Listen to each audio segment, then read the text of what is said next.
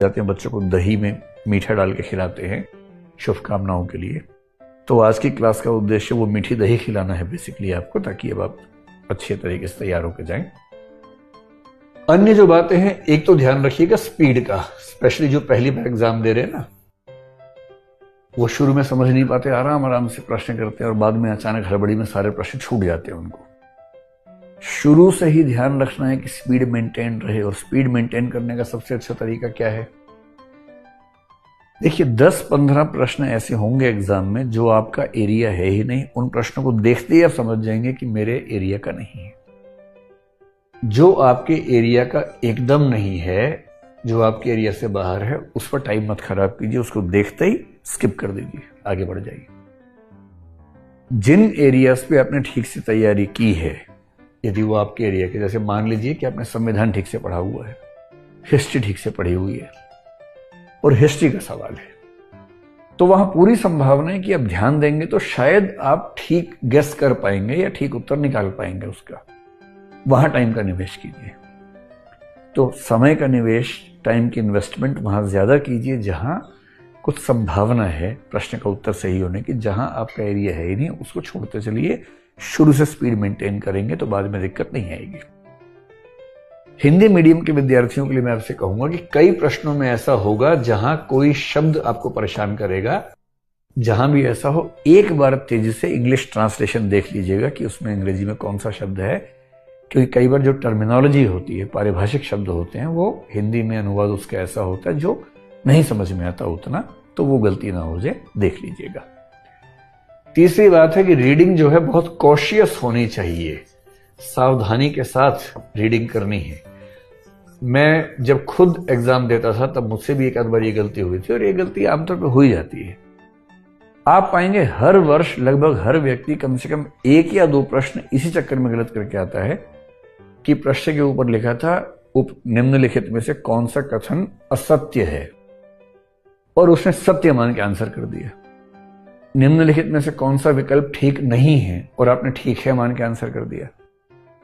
तो प्रश्न में विशेष रूप से जो पहली लाइन है, या प्रश्न की जो आखिरी लाइन है, जो स्टेटमेंट है, जो दरअसल प्रश्न को डिफाइन करती है, जो क्वांटिफायर उसमें लगा हुआ है, उसको बहुत ध्यान से पढ़िएगा। क्योंकि अगर आपका एक प्रश्न में गलत हो गया ना आता हुआ, तो जो प्रश्न सही होता उसमें आपको 2 नंबर मिलते, जो गलत हुआ उसमें आपको -0.67 मिला है।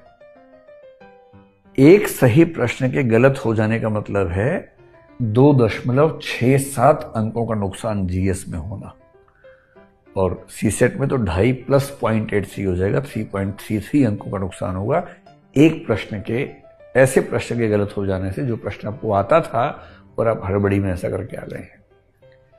एक चौथी समस्या कई बच्चों को आती है। देखिए जो पेपर होता है उसके 4 सेट्स होते हैं, ABCD सीरीज होती है।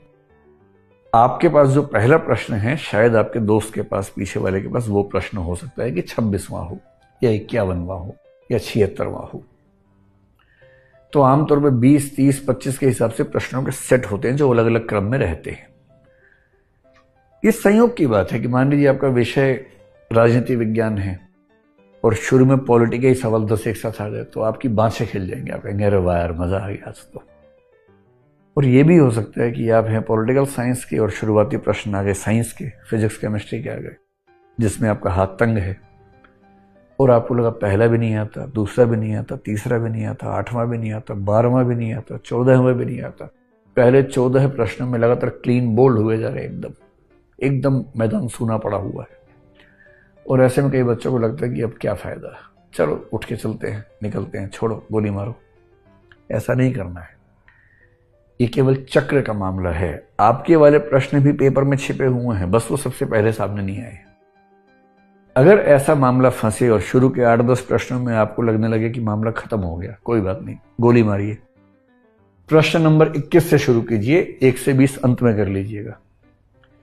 21 में देखिए 2-3 सवाल ठीक लगे, न ठीक लगे 41 पे आ जाइए, वहां ना लगे 61 से शुरू कर दीजिए, कोई समस्या नहीं।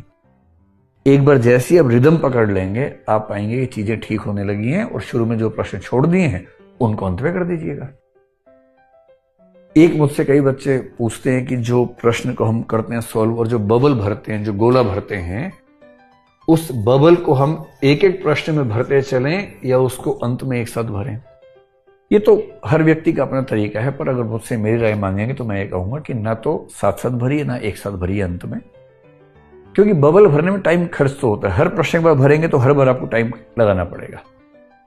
मेरा ख्याल है कि 4-5 प्रश्न जैसे ही पूरे हों, जैसे 1 से 5 हुआ तो 5 के बाद रुक के 1, 2, 3, 4, 5 बहुत ध्यान से देखते हुए, कोई मिस्टेक ना हो जाए, क्योंकि बबल भरने की प्रक्रिया में ना आपका सारा ध्यान बबल भरने पे ही हो और वो एक साथ 5-5 करते रहेंगे तो बेहतर होगा। लेकिन यदि आपने कोई टेस्ट सीरीज कहीं दी है और आपको एक प्रैक्टिस है, तो प्रैक्टिस चाहे 1 by 1 हो, चाहे सारा एक साथ हो, जैसे है वैसे ही कीजिएगा।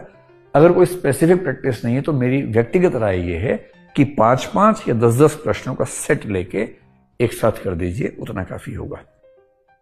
एक अंतिम सलाह मैं दे सकता हूं सी सेट के मामले में। देखिए, सी सेट में केयरलेस मत होइएगा। अगर आपको मैथ्स और रीजनिंग अच्छे से आता है तो मैथ्स और रीजनिंग के सवाल शुरू में कर दीजिए, आपका काम वैसे ही खत्म हो जाएगा। कॉम्प्रिहेंशन को लेकर बहुत दबाव की जरूरत नहीं पड़ेगी।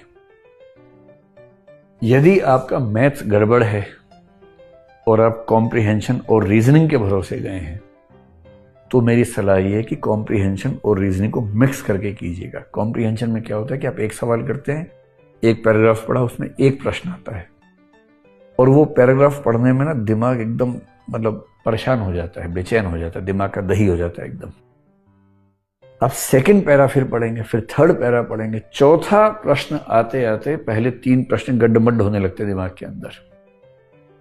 इसलिए कॉम्प्रिहेंशन के सवाल लगातार करने में आपकी प्रोडक्टिविटी लगातार डिमिनिश होती रहती है, कम होती रहती है। बेहतर यह है सी सेट में कॉम्प्रिहेंशन के 2 या 3 सवाल कर लीजिए, उसके बाद खटाक से रीजनिंग के 2 सवाल कर लीजिए। उसमें क्या होगा, दिमाग का दूसरा हिस्सा एक्टिव होगा। जो लिंग्विस्टिक इंटेलिजेंस है वो हिस्सा एक्टिव ना होकर के जो अरिथमेटिको लॉजिकल इंटेलिजेंस है वो हिस्सा एक्टिव हो जाएगा। वो हिस्सा एक्टिव हुआ, 2-3 प्रश्न कर लीजिए, फिर ये वाला हिस्सा शांत हुआ, फिर कॉम्प्रिहेंशन पे आ जाइए, 3 सवाल इसके कर लीजिए, फिर 3 सवाल वो कर लीजिए। ऐसा करेंगे तो आपके प्रश्नों के सही होने की संभावना भी बढ़ेगी, स्पीड भी बढ़ेगी, एक्यूरेसी भी बढ़ेगी, प्रोडक्टिविटी भी बढ़ेगी। और यदि आप एक ही तरह के प्रश्न में उलझे रहे तो हर अगले प्रश्न में उसके गलत होने की संभावना बढ़ती जाएगी, जो घातक हो सकती है।